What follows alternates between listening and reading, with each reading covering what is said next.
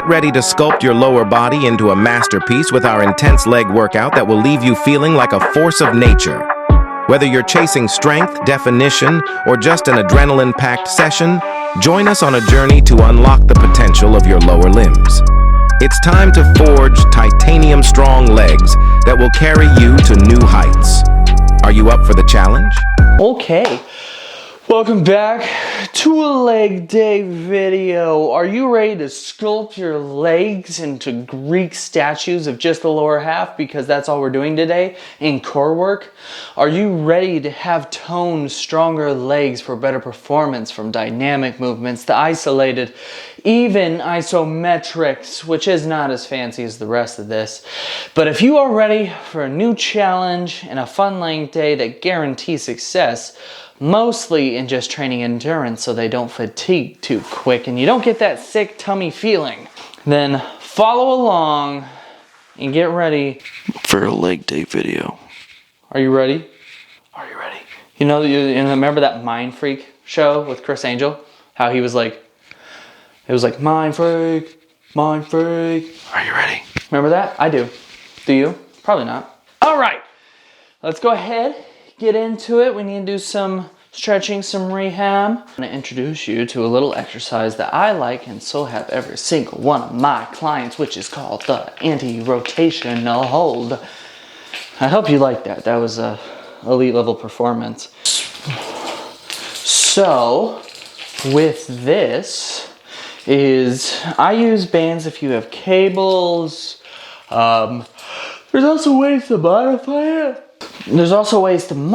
it. Where if you have some rope and a kettlebell, you know, there's a lot of ways to modify this. So what I like to do is I take a couple bands, because my cables are a little too high and a little too low for this exercise.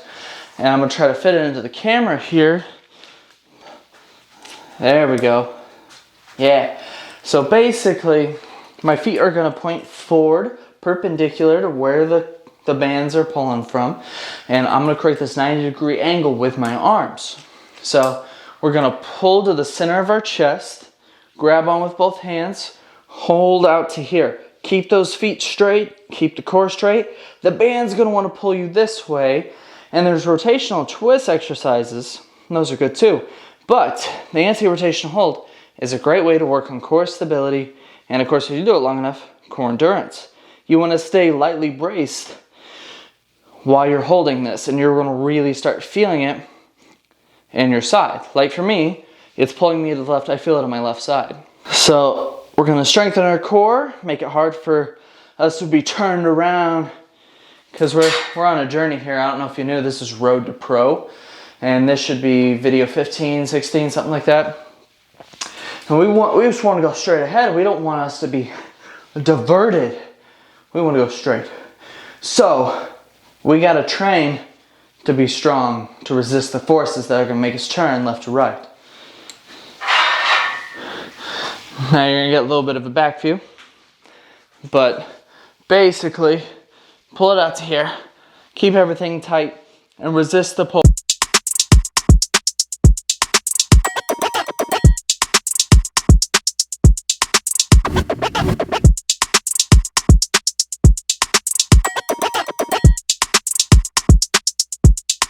So this is a great exercise. It requires very minimal setup. It's really easy to do. And of course, it helps strengthen your core. It's good to train your core. You don't have to go do a 45-minute ab session like some people do. To me, that's overkill. There's no need for that much volume for my abs. Some people are like, it's the only way to get shredded. No, you can look shredded if you're lean. Doing sit-ups and crunches ain't gonna make your abs just show up. You gotta lean out. Once you lean out, they show up. You can hypertrophy them just a little bit, and they'll bulge a little bit more. But really, a functional core is the most important thing.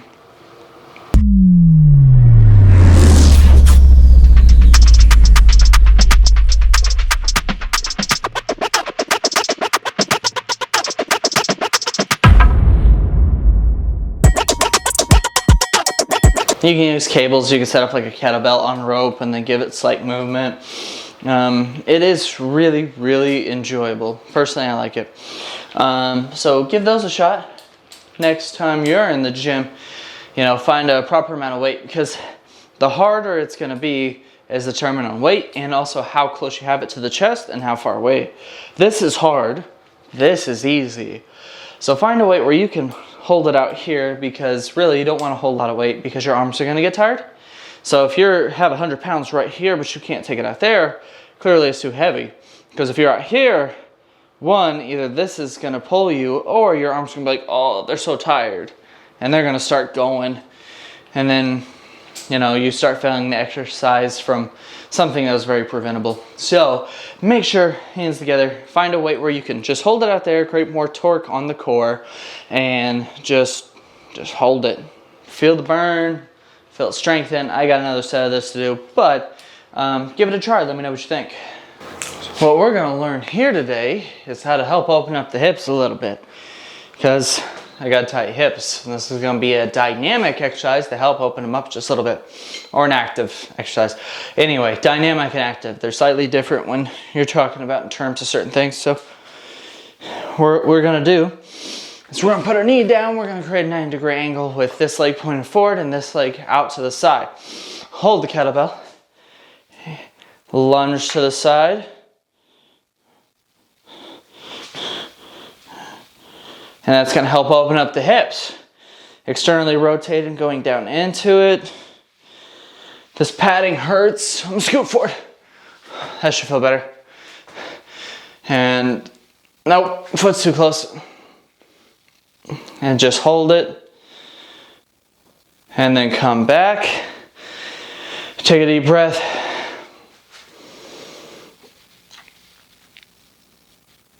And we're going to do one more round of this for just a couple seconds.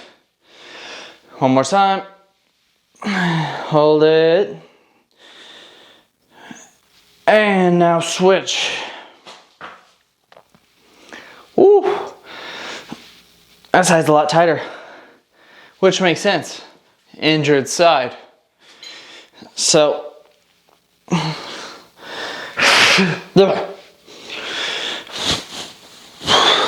have fun. All right, just a couple more of these. Help open up the hips. Another thing I need to work on besides my hips is my ankle mobility. Recovering back from, you know, the Achilles tendonitis and everything, I've always had really tight ankles and hips. So I need to give them just a little bit of love, help open them all up. And my squat should be good, like it used to be. For a while I had to stop squatting because I didn't have the place to squat unless I just did bodyweight squats. Everything got so tight. So it's time to reopen everything and re-strengthen everything. So moral of the story here is I'm just trying to open my hips so I don't get that butt wink at the bottom, because the flexion of my pelvis there with the posterior rotation, very uncomfortable. And if it rotates just right, it'll pinch my sciatic nerve. So what we're gonna do is we're gonna do a couple more of these, and then after that we're gonna do some hip airplanes, and then it's time for the main part of the workout. It's taking a really long time. I don't know where the past 45 minutes have gone.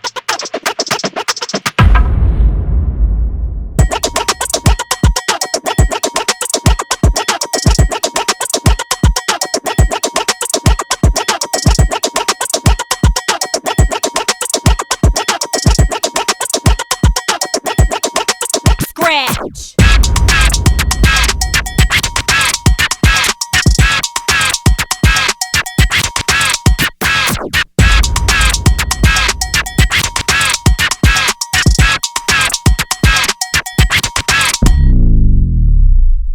All right.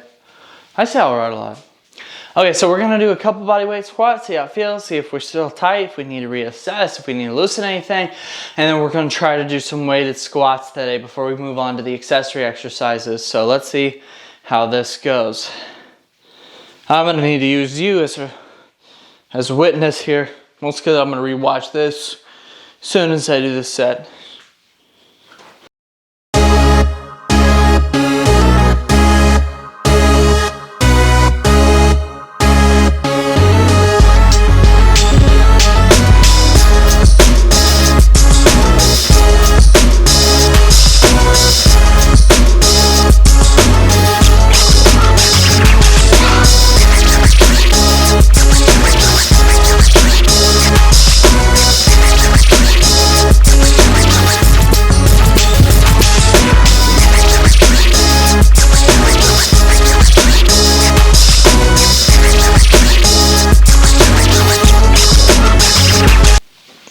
I don't feel like I went very deep. Let's see what it looks like. So it actually didn't look that bad. So I'm gonna go ahead, I'm gonna use the barbell and slowly add a little bit of weight. We're just gonna work to one top set of 10, call it good for the day, and then get to the accessory exercises. All right, said it again. Okay, we're gonna do 135. It's heavy as we're gonna go today because, again, I don't wanna go too heavy too soon and I end up hurting myself. This is heavier on the squat than I did with the deadlift. I did 95 pounds the other day when I did deadlift versus the 20 pounds that I did the first week I was doing rehab. So last week, I'm pretty sure we just did body weight exclusively. Anyway, I'm not doing a lot of weight today. We're gonna pump this out real quick, set a 10, move on with the rest of the exercises, call it good. So let's see how it feels. Let's get it done. You can watch me if you want, but stick around, because eventually it'll be so much more weight.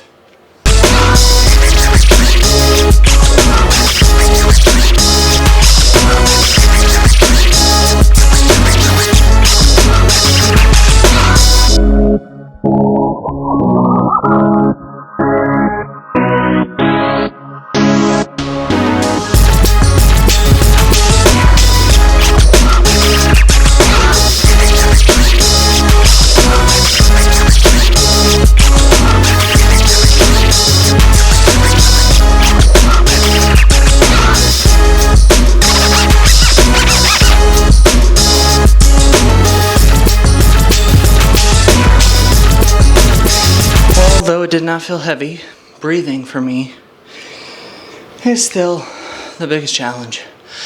That's the hardest part to like really nail down. So it made me tired.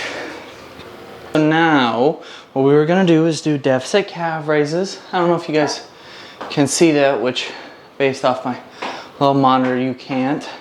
I got two 25-pound plates stacked on top of each other, so it's about 3 inches tall, and we're gonna do deficit single leg calf raises. I like doing a lot of single leg stuff.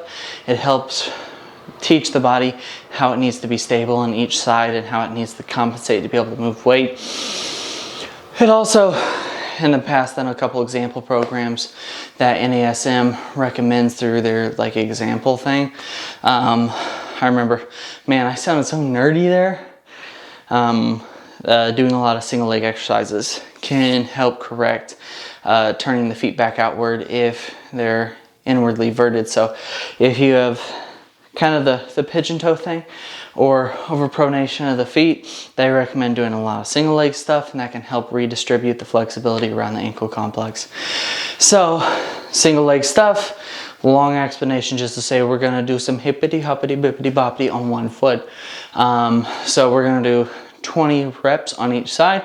You're gonna stick with me to do each side, and that's gonna be it, because it's gonna be a longer segment. So, needless to say, a lot of benefits from doing single leg exercises.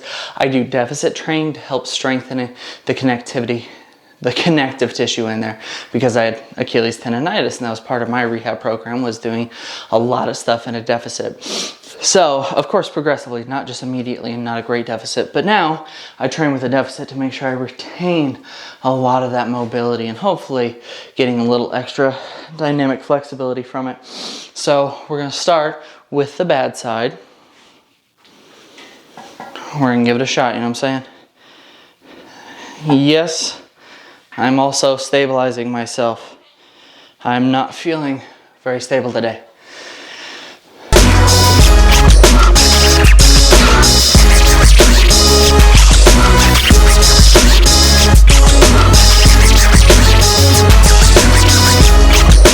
That burns, but it's great. Now, anything where you have to go past your normal range of motion is called the deficit. So if instead of a 9-inch deadlift, you did an 8-inch or a 6-inch or a 4-inch deadlift, which means you have to be closer to the ground. You know, I know that there's a way to do it for squats, but I can't think of it right now. You know what I'm saying?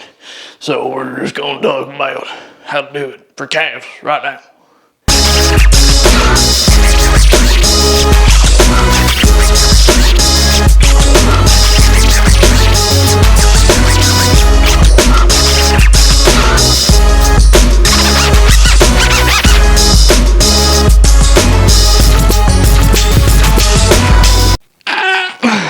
You know what? That's good enough. Oh, it's so weird because this microphone on this shirt, because the collar's so high, is just constantly in my throat. So anyway, I mean, what do you think about deficit calf raises? Well, personally, Shiloh, I think they're very, very good to do. Macho de bueno, if you ask me. Well, I mean, who can argue with that? You know what I'm saying? So you should agree as well, is what I think. Time to grow these babies. No one wants small calves. So I'm gonna have big boy calves. Calves. So we finished calves, now it's time to do some RDLs. What we're gonna do is, we've done 20 pounds previously. Today we're gonna do 40 pounds, 2 dumbbells, RDLs. Give it a good shot, really focus on the glutes.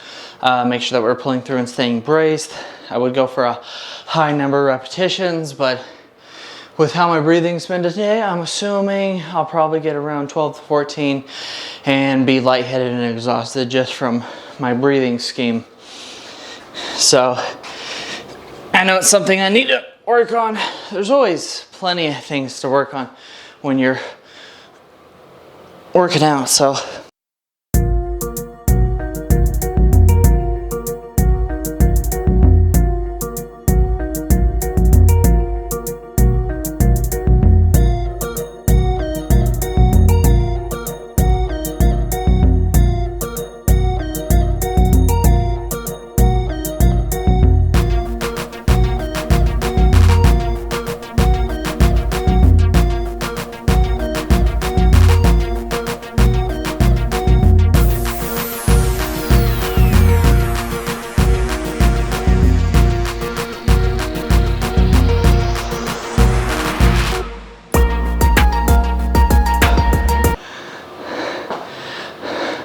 They're gonna call me Mick Big Booty Judy because of all the hard work I'm putting in to grow my buttocks. Yeah, I just said that. You're welcome. I'm trying to build these bad boys for power, speed, and strength. So, big thing about the hip hinge is when you're doing the hip hinge, a lot of people will go like all the way down here and be like, it hurts my back, I just don't do them anymore. Yeah, they bother my back, it's not worth it for me. And it's like, well, you went too low. You've missed the cue. You completely missed the jump when you were supposed to jump. You hit the wall. It's not good.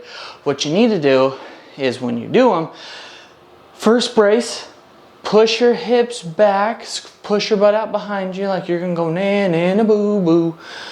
And once you can't go back any further, that's when your torso starts going down. So once you reach that point where your hips can't go back any further, stop going down. If it was like right here before it's like here and then you're just like, oh, there we go, then stop there. Just fall the hips back, and once they stop going back and then it's nothing but torso going down, stop going down, because then it becomes more lower back. So focus on the hips going back, you'll feel it in the hamstrings, you'll feel it in the glutes.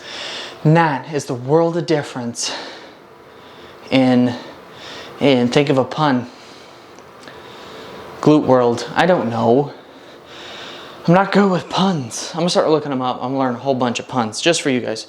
So, like I said, you go down, you send the hips back, and once those hips stop going back and you just start leaning down, stop going down. So for me, it's right there. So, every time, just right here and then back up. That's it. So I was talking to you and you done hung up on me. That's not really how it works. The camera died, but still, I feel betrayed because you left and I finished my workout and you were not here for it. I went through the rest of the exercises and was actually able to go through the full thing. No issue whatsoever. I really didn't have any issues. My injury didn't have any problems. The worst part is when I was just squatting the empty bar. I felt a little bit of butt wink, and then I felt a little bit of tension in my lower back down into my glute. So I just really made sure that I was bracing a little bit harder from the sets on from there, and I didn't have any issue after that. So as you saw before you left, I don't know if you saw it, I'm pretty sure you did because you were here for the calf raises, and we went into RDLs, and then I think you left somewhere around there. With the 135, it was super comfortable. The hardest thing for me right now is just getting the breathing technique back down.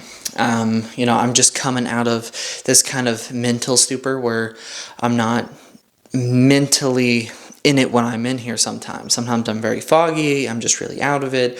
I would rather go lay in bed, watch TV, play a game, almost anything but actually come in here and work out. And you know, sometimes it's like that. Sometimes you don't want to do it. But the thing is if you can make yourself do it and you can keep that discipline, it makes the biggest difference later on. So I was working on that, and it's getting a lot better. So I haven't been practicing on all those cues as much. And I'm just telling you this to be more accountable to myself. I'm calling myself out, and I'm putting it out there because now I have no choice but to improve, because 5 videos from now when I'm like, yeah, it's just, I need to work on it, but I haven't done anything, that says a lot. So I am working on it. It will take more than 5 videos for it to completely get better. But if I say again, it's like the same conversation. It's like, I really need to start working on that. Clearly, I'm not making the advances that I need to be doing. So this is just some accountability for me. And I'm very grateful that you're here. For those of you who are watching right now, we don't have a whole lot, but we got enough. You know what I'm saying? But if we do get some more, if you subscribe, share the video, like it, comment, help it, the algorithm, pick it up just a little bit more. Show YouTube that you love my stuff, just a little bit, even if you're lying.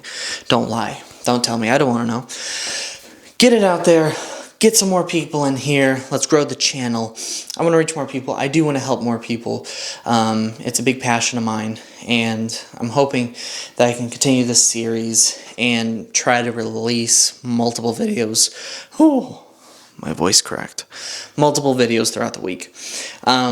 Right now, that's still my plan. I'm going to keep recording. I'm going to keep putting stuff out there, and I'm just going to have a good time with it. And unless something changes or happens, I'm going to keep doing it. So thank you for being here. Please like, subscribe, share the video, ring the notification bell. Show YouTube that you love my stuff. Because right now, sometimes YouTube does like my stuff, and sometimes it really doesn't. And I'm trying to get more of a median and not like, oh, this video did pretty good. This video did not do well at all. So enough about me ranting about me. I hope you enjoyed this video. I hope you have a great rest of your day or night whenever you're watching this. And I hope you continue to be strong, stay smiling. I will see you all in the next video. Thank you again.